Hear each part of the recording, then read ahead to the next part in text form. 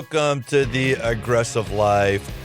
Those of us who might remember some of the movies from our childhood might remember the movie The Goonies. Come on, admit it, you like The Goonies. Who doesn't love the rush of hunting for and discovering lost gold? And our guest today knows exactly what that feels like. In 1715, 11 Spanish ships filled with gold and treasures for the King of Spain left Havana, Cuba on their return voyage. The fleet made it as far as the east coast of Florida before they were overtaken by a hurricane, and in the end, all 11 ships sank, giving their treasures to the sea. That's where our guest, Brent Brisben, comes in. He was propelled by rumors of sunken treasure, and he partnered with his father to purchase the salvage rights of the 1715 Spanish fleet. Days later, in shallow water off the coast of Florida, they made their first find, a bronze cannon with nearly 100 gold and silver coins hidden inside. Are you excited yet? I am. I'm very excited. Brent and his teams continue to make valuable finds, but hit the mother lode on July 31st, 2015, exactly 300 years to the day that the ships originally sank. And when they recovered 300 gold coins, including 7 royals, each valued at over $300,000 each, all told that week, they received more than $4.5 million in lost Spanish gold. Since 2010, Brent and his team have recovered close to $6.5 million worth of treasure, but they estimate there is something in the ballpark of $400 million still out there. Brent has appeared on the Today Show, nearly every cable news network, and he's traveled the world telling a story. But today he's with us in the studio with some of his treasure in tow. Welcome to the Aggressive Life and Cincinnati native, Brent Brisben. Thank you, Brian. It's a pleasure to be with you. Dude, I cannot wait. I love this topic. I don't know anything about you. I don't know anything about what's happening here today. All I know is I have loved the idea of treasure hunting since I was a little kid. Why is that? What do you think it is about us that this topic is just so romantic and sexy? I honestly can't put my finger on it. I don't know if it was Disney or Robert Louis Stevenson, but somewhere in the American culture was ingrained this thought of finding lost treasure.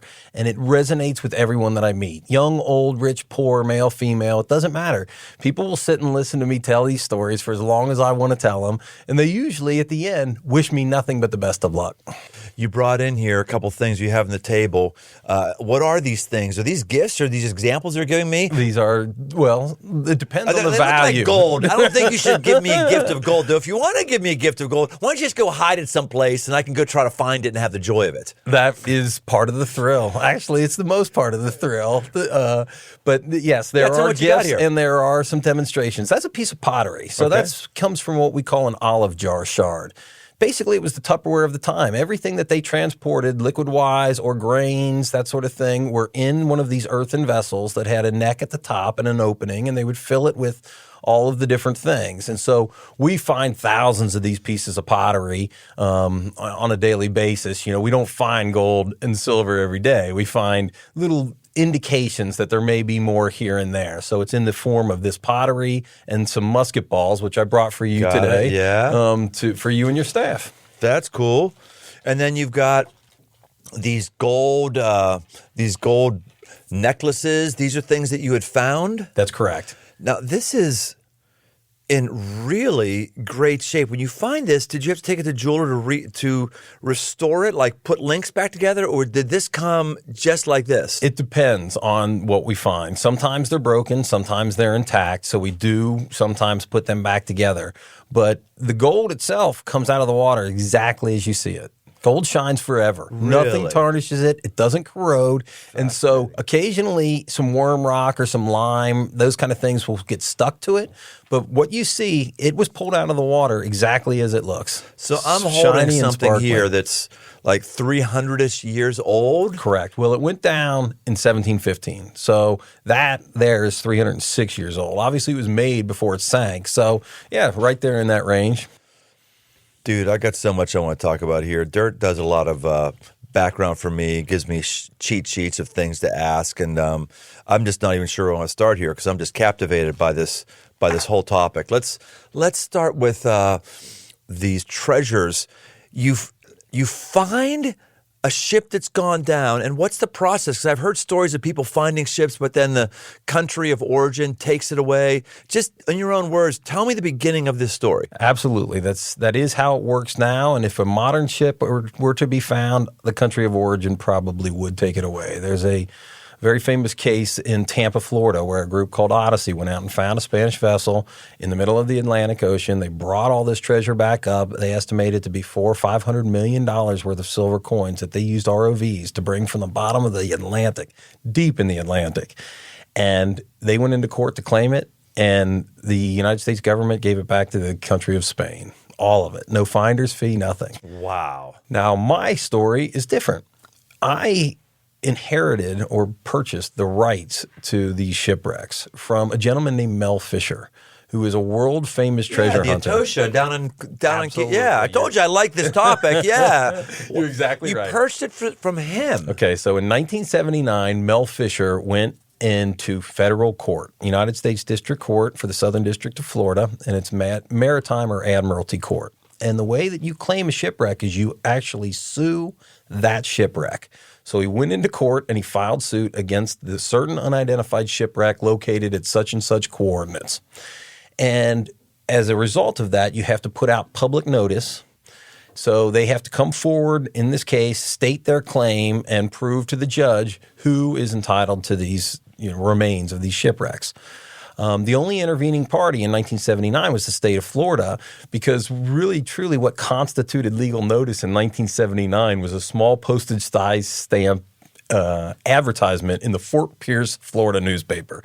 So needless to say, the government of Spain did not get notice of this, and they did not really intervene in the case. So the case moved forward, and it went back and forth from 1979 to 1982, and it went all the way to the United States Supreme Court. And Mel Fisher won. And as a part of the case, he decided he would ultimately settle with the state of Florida. And he would have the rights in perpetuity to salvage these shipwrecks as long as we diligently salvage the wrecks. And he agreed to give the state of Florida up to 20% of the artifacts that we recover to put in their museum in Tallahassee and to research, study, display, loan to colleges, institutions, all of the above. So he made that agreement in 1982. Yeah, it gives them all the broken shards of pottery. You can have all those, guys. I'll just take all the gold. That's your 20%. Unfortunately, that's not the case. They only go for the really unique things now. The items like the pottery and the musket balls have been deemed redundant. So it's only artifacts that add to their collection. So they're really, like when we found these unique coins that we'll discuss, they got a few of those. That's kind of how it works. And so once he entered into that agreement, he had that for, throughout his life. And he died in 1998. And in 2010, his children decided they were going to put up the salvage rights to these shipwrecks along the east coast of Florida that were the remains of the 1715 plate fleet. The origin of my ships start back in basically 1700, if you want to go back that far. The King of Spain had died, and he had no natural heir. Okay, so he named Philip, his nephew, to ascend to the throne. Well, Philip was a direct descendant of Louis XV of France. And so the idea of France and Spain becoming so closely aligned under the Bourbon dynasty was really traumatic for the English and the Dutch. And they launched the War of Spanish Succession, or Queen Anne's War, as it's known in the Americas. And that raged from 1700 to 1714, and it was resolved with the Treaty of Utrecht.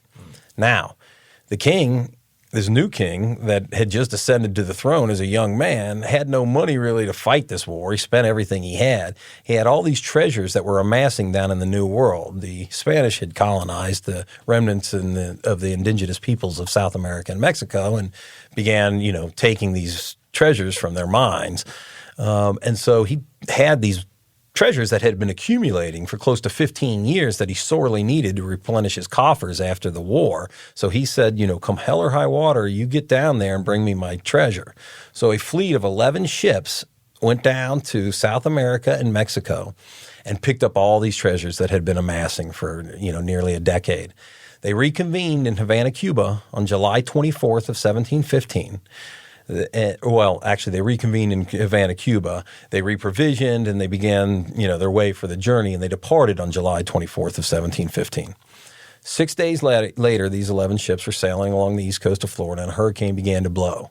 And by 2 a.m. on July 31st of 1715, all 11 ships went down along the east coast of Florida. And that's how this treasure came to be. And then ultimately Mel Fisher, secured these rights in 1982, and I got involved in 2010. And how do they even know this? I mean, they had papers back in 1700, 1715 that reported, hey, somebody looked off the coast and they saw something sink. Or how do they even know these ships were there? The Spanish were meticulous record keepers. So they had, extensive logs of, in Havana of the salvage efforts of these. And then in the archives in Seville, Spain, they had many, many different, everything from, the inventories of the ships and things like that. So there was a database, I guess that's a modern term, but there was this data or this information about the origins of the ship. So in the 1950s, there was a gentleman named Kip Wagner who was actually from Dayton, Ohio. And he was a painting contractor. He went down to this area of Florida, a little area called Sebastian. It's just north of Vero Beach. And he had a contract to paint a hotel. And he would walk these beaches, and he started finding little silver coins that he didn't realize were silver coins. They come out of the water, and they're black. They look like an Oreo cookie. They're tarnished, they're corroded, and they develop a crust to them. And he began picking them up and wondering what they were. And he took them home, cleaned them up, and realized they were these Spanish coins. And so he started asking around. And he said, what do you guys know about this? People have been finding that stuff out there forever.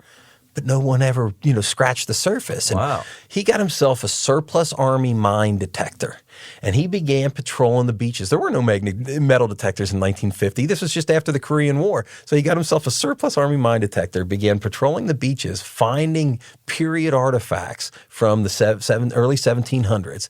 And ultimately, he found a freshwater well. And around that well were all these different artifacts and he had determined that this well must have been, dug by the survivors of this shipwreck. And so he got himself a surfboard and cut a hole in it and put a window in a surfboard and began paddling around out in front of that well. And after a few weeks, he saw cannons on the bottom of the ocean, and that was the modern discovery of the 1715 treasure fleet. Wow. Now, a modern, or he found a well, but the well was submerged in the salt water? No. It was up on the land. So he's detecting on the beach, and he's finding these coins, and he's looking around, and then he finds this well up in the dunes, and around it were all these artifacts from that time period, Spanish remnants. And he determined, wow, they must have dug this well because they were shipwrecked right here, and that means there's got to be a wreck right out here in front of here. Wow. And that's how he ended up paddling around on his surfboard and ultimately kind of, really launching modern-day treasure hunting certainly in Florida. Jeez. And that was connected with your wreck? That's correct. That was the first wreck found of the 1715 treasure fleet. So that was found in the 1950s. And then, he and his group began salvaging it. Mel Fisher came in the 60s, and it wasn't until 1979 that he decided, man, I really better get federal legal claim, because the state of Florida began basically clawing back different, became more onerous with their regulations, their restrictions. And so he went into federal court, and he, won the right, as I said, to diligently salvage these wrecks. And I didn't come along until 2010, and my father and I purchased these rights from his children. Years ago, I read a book that was one of the more mesmerizing books I ever read, Ship of Gold. Okay, well, I've got an interesting segue about the Ship of Gold. Good. Okay, well, let's. If you have an interesting segue about the Ship of Gold, let's talk about it, and I want to get back to your discovery or what happened with you. Ship of Gold, for those who haven't listened, was a guy up in Columbus. He found a ship, which was Tommy Thompson is his name. That's right, Tommy Thompson. And the ship is the SS Central America. It sank in 1857. Well, I'll have you give all the details. Basically, he finds this thing. And then I think he's still tied up in illegal stuff to this day, isn't he? He's in jail in Michigan. He was on the run in Florida. So give us the whole story of this. This is fascinating. Because I don't even know it then. Go ahead. Okay. Well, my connection, believe it or not, it's going to sound pretty fantastic. My great-great-grandfather died on the Central America. Who are you? Are you kidding me? I'm living history here. They ask me if treasure is in my blood, and to some degree, from this perspective, it certainly is. It's a story that my father was fascinated with, that I've heard since I was young. My great-great-grandfather, his great-grandfather, was a bar owner in Hamilton. He owned a bar and hotel kind of thing in Hamilton, Ohio. And in 1849, when the gold rush happened, he gave it all up and went to California to ply his trade and dig for gold. And he was successful. And he was on his way back to New York with his gold on the SS Central America and went down in 1857. And so that is my connection to the story. But the story of Tommy Thompson is he was a truly innovative maverick. He used ROVs before ROVs were a thing. ROVs are remote operated vehicles for submersibles to go out into great depths that divers can't dive to. So he was able to invented how to squirt out basically silicone to stick to the gold bars and bring it up. Amazing. It is. He invented the whole entire process. He brought it all up. One of the biggest investors was the Columbus Dispatch. There was a lot of big money in Columbus that invested in him. As you said, he was from there. And I don't know the particulars, and I don't really want to say the particulars because there's so many different stories about it, but a lot of the gold has disappeared, and a lot of the investors want to know where that gold is. A lot of it was the coins were cleaned and put into presentation pieces and sold, and so a lot of it is accounted for, but there's a tremendous amount that is not accounted for, and they want to know where it is. And Tommy was on the lam for a long time, right in Florida, right in Vero Beach, near where I was treasure hunting. And they raided a house, and all they found were some scraps saying that he was there, and then ultimately a couple of months later he was caught down in West Palm Beach, and he went to jail. I mean, he's ultimately in federal prison, and he's not in federal prison for the theft. He's in federal prison for contempt, for not cooperating, not telling any of these people, not answering any of their questions, not participating. He's a real, apparently he's, I actually wrote a letter to him because I'd like to visit him in Warren, Michigan, just to talk to him because he's such an interesting character. But yeah, he won't talk to his lawyers anymore and stuff, and he just won't cooperate. But there's a lot of gold that's still out there, and no one knows where it is. So what he did illegally was not disclose and share with his investors. I thought he got his claim taken away from him by the state. No? No. It was more of a fraud kind of situation. Wow. I mean, it was like $1 billion, right? $1 billion fine. It was an incredible fine. story. Gosh. All right. So you mentioned you and your dad. You find that Mel Fisher wants to sell his claim, or you approach him, or tell me about that. My father has had a lifelong fascination with finding treasure. He grew up in Deer Park, never saw the ocean, never went on a vacation, and went to the Saturday morning serials and would see these swashbuckling adventures on the big screen and have these dreams of, finding lost treasure and adventure and setting out on, a sailboat. And so in 1970, he got certified to scuba dive and got me certified when I was 12 years old. It was, really early, and would take us on these adventures. And then in 1985, when Mel Fisher, found the Atocha, the Keys were abuzz with treasure. And my father and another real estate developer here in town named Mike Zicka were down in the Keys, and they ran into a I'll call him a pirate in a bar. Arr! Exactly. And he knew right where the next big ship was. And these guys invested a lot of money in 1980s money into this guy. And he turned out to be nothing but a charlatan. And which is sadly the vast majority of these treasure hunters. It really is more of a con than it is a true, thirst to find something. And so they got fleeced pretty good in the 80s, but the sense of adventure never lost him. And so he lived on an area called Jupiter Island, which is on the central east coast of Florida. And just to the north is where these shipwrecks are. And so he's always been fascinated with this area. It's known as the Treasure Coast because of these shipwrecks. And he got to know a lot of the old timers that went out and salvaged the wrecks, and he would buy artifacts from them occasionally, that sort of thing. And then in 2010, one of these guys came to him and he said, "Hey, the Fisher family is selling these rights." And being a entrepreneur and having this natural wanderlust his whole life, he called me up in February of 2010, and I was sitting up in my house watching it snow. And he says, I'm thinking about doing this, but the only way I'll do it is if you partner with me, because I don't want to be involved. I want somebody that I can trust that will run it for me. And I thought, treasure hunting in Florida? Wow. I'm like, yeah, I'll give that a shot. And naively, I set off on a track that I had no idea would change my life. Wow. And so how much do you buy that for, if you don't mind me asking? If you do, just tell me. But this is the aggressive life, so I got to ask the question I was asking. I'd rather not say, honestly, but I will say that ultimately I was able to sell 90% of it for 20 times what I paid for it. I am proud of that stat. But, okay, well, let me ask you this, though. The money, that's great. So it was a good, whatever it was a good investment. For him to come up with that, was there any pain you had to go through for it? Were you selling houses? Were you second mortgaging on houses? Was it enough that you had in savings? Was it, It was my father. I was strictly a partner in regards to I was running it. I didn't have any money. But my father's been a successful real estate developer in his life, and this was just, as I said, he had already lost some money back in the 80s, and he was ready to double down, and he has this passion that he just never stops. He never rests, and he's always on it, and, an adventurous life as well, and trying new things. And this just appealed to him in a way that was just kind of ultimately turned out to be magical.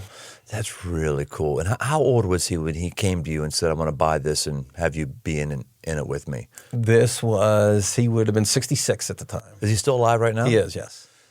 I'm just thinking like the transferable principles to our listeners here today.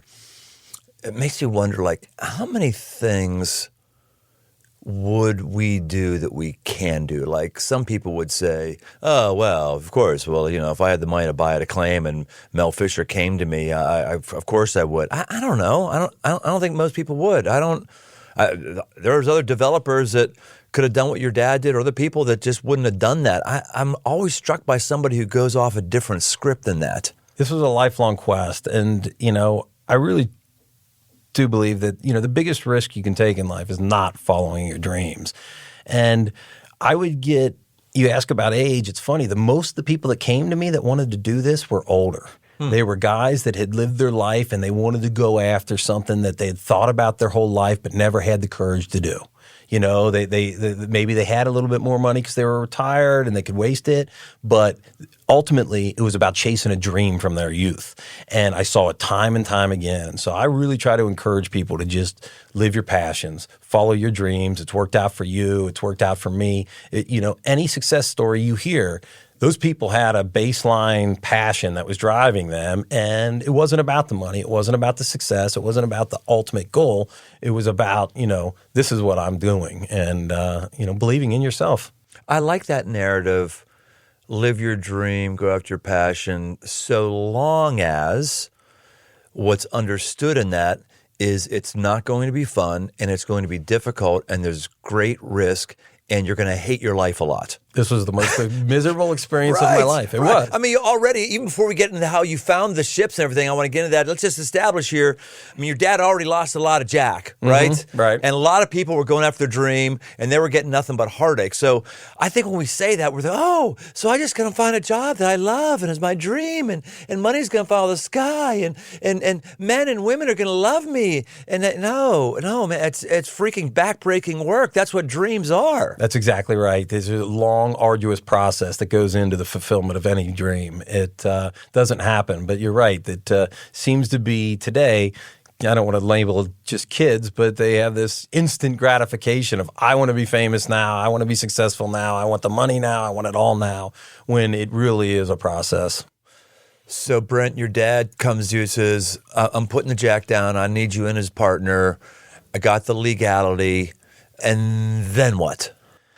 Unbelievably, 17 days after we purchased the salvage rights, one of the subcontractors working for us with their boat found a 3.5-foot bronze swivel gun that had 50 gold coins and 40 silver coins loaded inside the breech of this cannon. And I thought, wow, this is easy. Wow. 17 days. It blew my mind. So you hired people to work for you. You're not just out there with your own surfboard looking down beneath and scuba diving. You got people working with you. That's correct. Basically, the way the Fishers had run this was they would engage what they called subcontractors. These were these people that I were telling you about that were calling me on a daily basis wanting to live their dream. And basically, if you could put together a boat, you could put together a crew, you pay your own way, we will give you the right under a subcontract to go out and search for this treasure. And the agreement is that anything you find, we split 50-50. So it's that was the way that the Fishers had run it. And again, diminishing returns were happening on the 17-15 fleet as they were on the Atocha to a great degree. There wasn't a whole lot coming up. And there's this question, how do you trust those people? How do you know that they were turning in anything? And there wasn't. So immediately after that, we realized that we could not rely on these, people that, they prided themselves on being pirates. Right. They ran around acting like they were pirates. So that's when we built our own boat. And ultimately, I had to take matters into my own hands to really make this all come to fruition. Wow. So you cut all those folks out. Were they pissed? Well, no. They still continued to search. Right. And they would find things like, okay, so this cannon that we found 17 days in, we didn't even have our own boat. We didn't get our boat till the second year in. And this was a subcontractor that found this amazing, it was the only bronze swivel cannon. So basically it's a 3.5-foot cannon that would be mounted on the rail of the ship. And it was on a yoke that they could pivot and yaw for, firing up close. And it was the only bronze swivel gun ever found on this fleet. And then we all kind of joked about it at the time that within the incrustation of this cannon, there's always been rumors you could find treasure in cannons. It's never happened, but there were always these stories and lore in treasure hunting that there was, sometimes treasures hidden in. And we got back to our lab and we started removing the incrustation from around this cannon. And lo and behold, there was a clump in there that had 50 gold coins and 40 silver coins in it. And it totally blew my mind. I mean, as I said, this was 17 days into the ownership of this thing, and I really did for a moment think this stuff's easy. This is going to be great, and but it was just an incredible sensation to see something that old come out of the ocean and be the first person or, right in there to touch it. And then to peel away the layers of that onion and find more and more and learn about these coins that are, from different places and different time periods and the journey that they took from, say Peru to my hand. It really is an incredible experience. Wow. So you do that first. That's your first day or your first 15 days, you said, in there. And then it's just, what are you doing? Are you plotting every day exactly where you did on a GPS? That's exactly right. Because I remember in the book that I read, Tommy Thompson was talking about that Mel Fisher was notorious for not having a system to find the Atocha. Just every day they would get up and say, hey, this could be the day. And they'd go out and they'd search someplace. But his wrecks, he systematized, he plotted it out. I assume you're doing that for this. That's correct. We were using AutoCAD. And with the advent, obviously, of GPS helped a lot. In the early days out there, they were just using sextants and markers on the beach to try to determine where they were in the water. So those maps are, very unreliable. But in modern times, all the boats have to have a GPS and they have to have it over the stern of the boat. It's very important. We use the boats to dig into the sand, okay? We use the prop wash to excavate. And so we want that holes basically over the rear of the boat, and we want that GPS marker over that excavation. Back in the day, they had it on the front of the boat, they had it on the side of the boat. Nothing was accurate. So now we mandate that you have to have your GPS over your excavation hole, and we plot it all out on AutoCAD. And so we have a really comprehensive record, certainly since the 80s, of where, not only, artifacts have been found, but equally as important, where the empty holes are. The empty holes, how deep are the holes?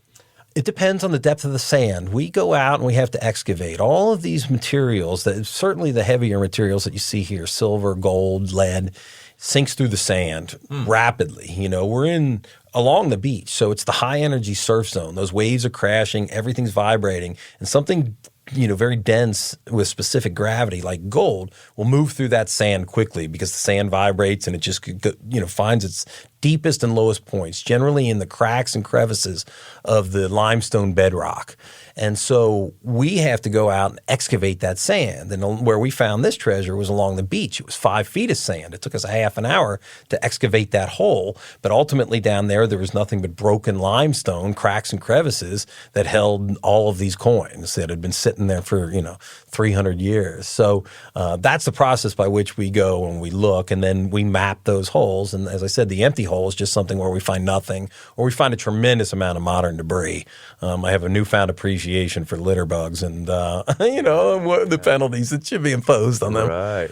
So is it a drill you're using to drill down? No. Basically, we've developed a big aluminum tube that swings down over the propeller of the boat, okay? And it's in one of two configurations. It either takes that prop wash that's coming off the propeller and turns it at a 90-degree angle and blows straight down, or we can section it off on my boat and blow back at a 45-degree angle so that when we're getting into the beach, we can kind of scallop out the beach and get further up into the beach.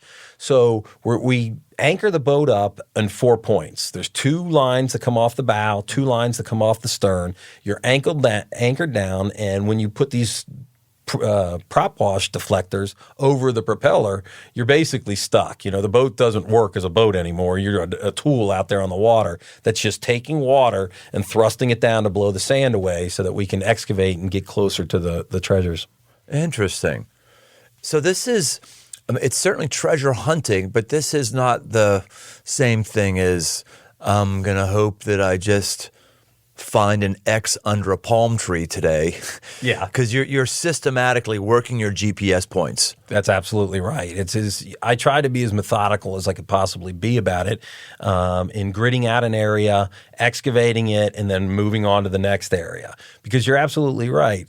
It is still to this day, most of the people that do it under the Mel Fisher motto of, we wake up today and we kind of, stick our tongue out in the wind and see which way it's blowing and say, okay, over there, we'll go dig. There hasn't been a concerted effort to truly try to grid out an area and say we've definitively, found or not found what was in that area. And so I try to develop that more methodical approach, and I think it bore fruit ultimately. So you got 15 ships that are in this area that have gone down. And over how long or how big of a mile generally do you think these ships could all be in? Oh, it's of the 11 that sank, 11. Only 6 have positively been identified. Okay. So, and not all of them were laden completely with treasure. So there's still 5 out there that no one knows, their existence or whereabouts. I actually have a theory on one. I'm pretty sure I know where one is, honestly, but we could never get the rights to it under the current laws, so I've not gone after it. Where is it? Don't leave us hanging. Where do you think it is? It's further north than anybody's ever imagined, one of the 1715 fleet vessels, which is further north than Cape Canaveral. Generally, it's been accepted that the wrecks went from about Cape Canaveral down to Stewart, Florida. So when you ask in terms of miles, these ships themselves were spread out over miles, and then the debris fields of those same ships are also spread out over miles. So it's a wide, vast swath of ocean that you need to try to get down to the bottom of, and then not only the bottom on the top of the sand, but 5 feet below that sand, and it's mind-numbing when you think about how big the bottom of the ocean is when you're trying to cover as much of it as possible. It really it can wear on you. How deep down are you going? Like, it depends. 100 feet, 200 feet? No, thankfully we're really lucky in that these ships were sailing back to Spain. On July 30th, a hurricane began to blow, and when it began to blow, it would blow the ships from the Gulf Stream, the safe water of, out off the east coast of Florida, towards the beach. So these ships hit the beach in the reefs at like 25 feet of water. Okay. And then the waves pounded the ships into thousands of pieces on those reefs, and they floated for miles along the beach, the debris. Like, for instance, where I found all this gold in 2015, there's a set of condos right in front of, on the other side of the beach from where we found this. And when they were building these condos, this specific building, the northernmost building where we found this stuff, they found an anchor and they found a skeleton skeleton. And the reason that they were able to determine that the skeleton came from this shipwreck was a ring that was still on the skeleton's finger. Oh, my gosh. That is Disney movie stuff right there. And was his finger pointing to where the treasure was? I could only hope, but no, sadly, I had to find it ourselves. So you've got how many square miles that's your target area in total for this dig? Our permits encompassed about 35 square miles of ocean. So basically, we have the exclusive permitted rights to go within that area. The ships aren't necessarily in that whole area. As I said, they're pretty well defined from, the edge of the reef into the beach and then northward. So that's how we develop our tracks, and we follow it along trails. We develop these trails and we look for, where the debris field goes and say, somebody found something over there in the 80s, but nobody's looked over here. Let's go look over there. It's that kind of approach of, trying to look at the maps as you brought up and then trying to divine your own sense of where did this, path travel. What percentage of your claim or that you have rights to have you already searched, and what percentage is left to go? It'll never be searched, I can tell you that. We'll never, ever, historically. Really? People will be finding things on these wrecks. It's so difficult, and we're limited to a very finite window. Weather is our biggest obstacle. We can only do this in the summer. So it's June, July, and August. Maybe a little bit of May, maybe a little bit of September, but June, July, and August is our window. And even the end of August is hurricane season. And so that usually we're done by the 15th. So we've got such a small window to go make this happen. Even within that window, the weather is not cooperative or conducive. So, we worked on an average, 45, 50 days a year, and so it's really difficult to make a living, a profit, anything, or really get any momentum going, when you're talking about trying to completely excavate an entire area. It's almost impossible. Of those 45 days a year, how many of those days are you finding gold? Wow. One or two if you're lucky. And that's, and I have 10 or 12. That's living your dream. That's living your dream. 43 days of frustration. Well, I'll be honest with you. I mean, we found gold. I did it for 7 years, and we found gold on, about 5 days, and that, I have boats that have never found anything. Literally never found anything. I mean, we would find on a consistent basis the things that I brought for you today, pottery shards and musket balls, okay? We would find that kind of stuff. And then, but anything that glitters, the gold and the silver, it happens very, very rarely. I mean, and that's what people don't understand about this. They joke about the definition of insanity is doing the same thing over and over again, expecting different results. I lived it every day, questioning my own sanity of we're going out here and we're finding beer cans and lead fishing sinkers day after day, and I'm not paying any bills. And I will give you some numbers in that, a year into this, we had over $1 million invested, and we had $300,000 worth of treasure. So I'm, $700,000 plus in the hole.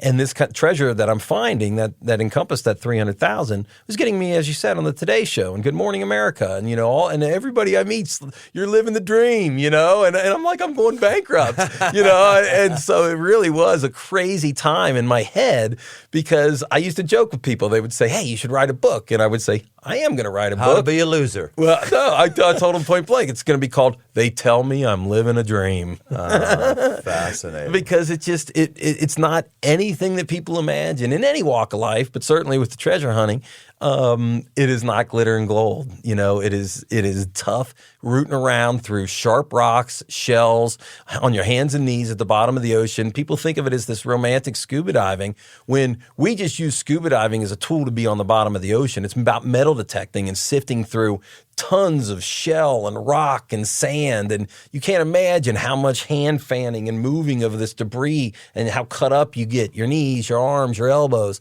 There's nothing glamorous about this work.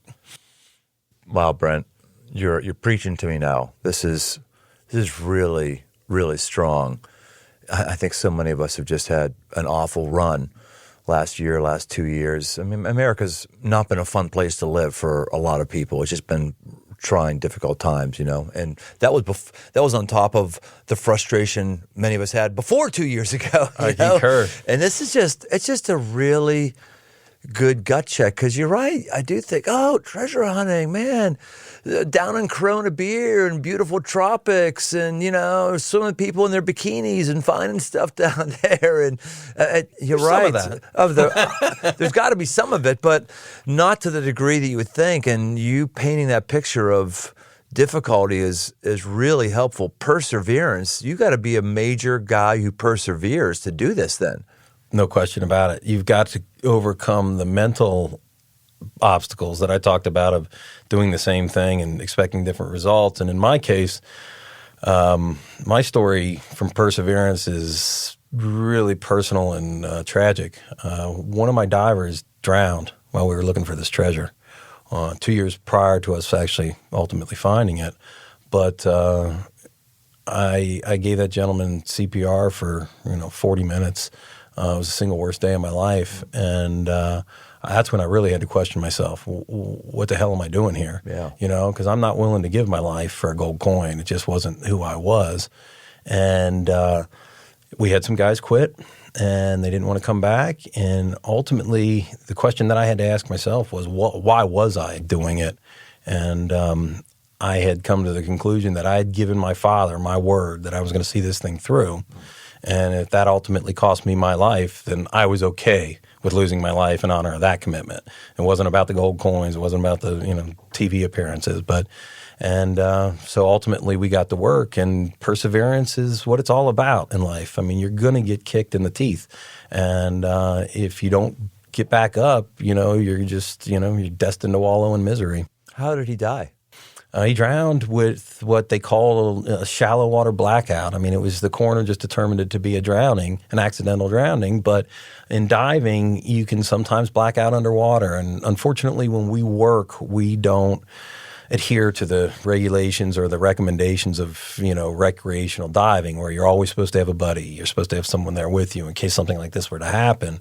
We dive solo, and we don't even use the BCs, which are the inflatable devices, because you don't want it to get encumbered on rocks and hung up and stuff like that. We don't use spare, masks, regulators. Sorry, and because we try to keep everything so slim underwater because we're crawling around. We're not scuba diving. So, unfortunately, we were in some deeper water. We were in about 35 feet of water that day, and it became apparent after a little while that he wasn't answering, and we have a system by which we would hit the dive ladder with a hammer, and that rings underwater like a bell, and anybody can hear it, and that was the indication to come up, and it didn't happen. And ultimately, another guy on the crew dove in and brought him up to the top, and sadly, I was the one that had to call and tell his father. Oh, that's rough. Oh, I'm so sorry. Yeah, no thanks.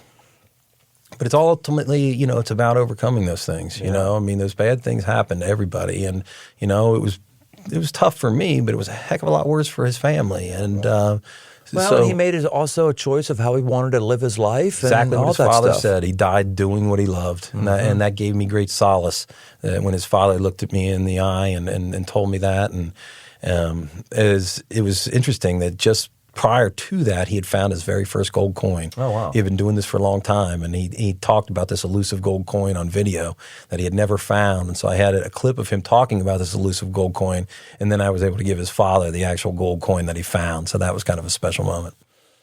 So at this point, your venture is obviously profitable. You've made back the investment. Was there a day when you turned the corner? I mean, 'cause it sounds like... It was that day. I mean, the day... Really? On July 31st Gosh. of 2015. So, as I said, the ship sank on July 30th and 31st of the year 1715.